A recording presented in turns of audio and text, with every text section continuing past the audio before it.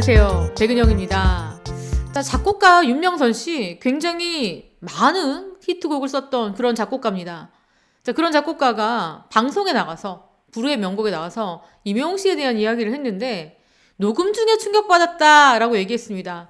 나쁜 의미는 절대 아닐 것 같고 임영웅 씨의 이 빼어난 음색과 혹은 이 완벽한 곡 해석 능력을 칭찬하는 그런 충격이 아닐까 싶어요, 여러분. 자, 이러한 얘기는요. 오늘 29일에 방송되는 불후의 명곡에서 윤명선 편에서 꾸려집니다. 자, 이날 출연자들이 윤명선 씨를 굉장히 존경하고 그런 마음을 드러냅니다. 원희도 이렇게 얘기했습니다. 어렸을 때 들었던 노래를 작곡하신 분이더라. 깜짝 놀랬다. 자, 라프엠도 얘기합니다. 히트곡 제조기를 넘어서 메가 히트곡 제조기다. 이렇게 치켜 세웠습니다. 그러면서 이 윤명선 씨가 출연자들을 향해서 조언을 줍니다. 이렇게 하면 우승이다. 자, 또 이런 얘기도 했습니다. 11장 제작해서 다 망했다. 자, 이렇게 직설 화법도 아끼지 않는 윤명선 씨가 약간 좀 직설적이잖아요. 여러 오디션 프로그램에서 심사위원으로 많이 나오는데 이런 직설 화법도 하고 또 남다르게 유머 감각도 있습니다. 입담을 자랑했어요. 그런데 이런 윤명선 씨가 임영웅 씨와 함께 녹음 작업을 했을 때 비화를 얘기합니다. 특히 윤명선 씨가 임영웅 씨의 인생 찬가에 대한 자, 여기 보시면 작곡도 윤명선 씨가 했고요. 작사도 윤명선 씨가 했습니다. 인생 찬가의 이 스태프로서는 윤명선 씨의 지분이 거의 80% 이상이다 이렇게 보입니다. 그런데 윤명선 씨가 임영웅 씨하고 녹음을 하다가 자, 충격을 받은 사실을 공개한다. 임영웅 씨에게는 비밀로 해달라고 했다.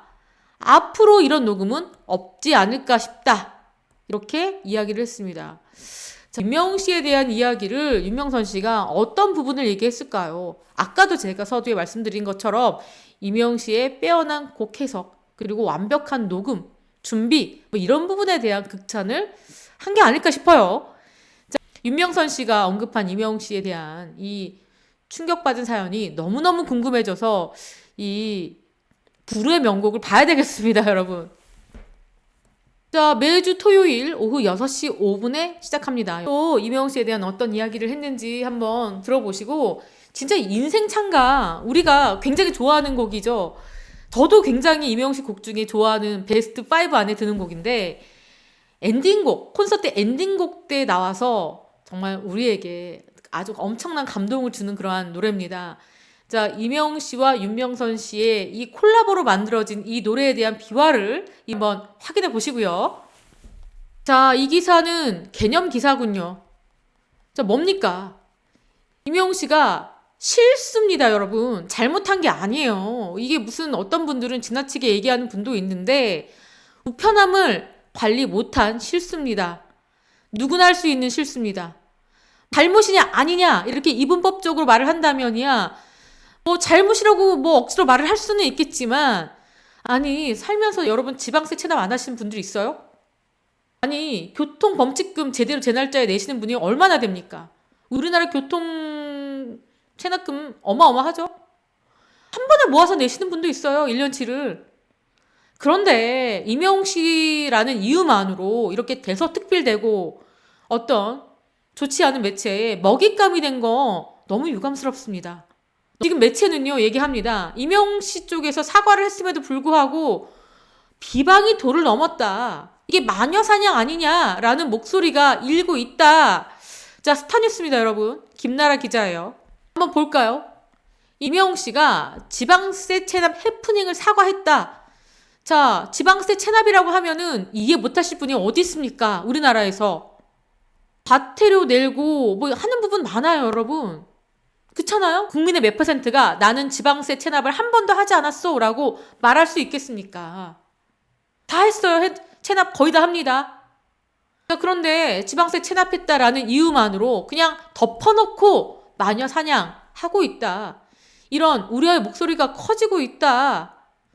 자, 임영웅 씨 측이 이 지방세 체납을 인지하고 바로 세금을 납부했고 그리고 압류도 해제된 상태다. 이렇게 밝혔습니다.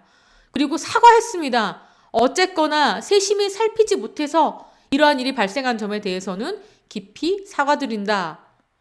어쨌든 이렇게 뒤늦게 실수를 발견하고 그거에 대한 사과를 했는데도 불구하고 이번 실수와 무관한 이슈와 엮어서 비난의 화살이 이어진다. 어떤 매체는 자꾸 뭐요 이러는데 그 매체야말로 뭐요 매체 아닙니까? 아니 한 번 실수를 가지고 이렇게까지 꼬투리를 잡아서 계속 타이틀을 이상하게 잡아가는 매체들요. 저는 의도가 있다고 봅니다.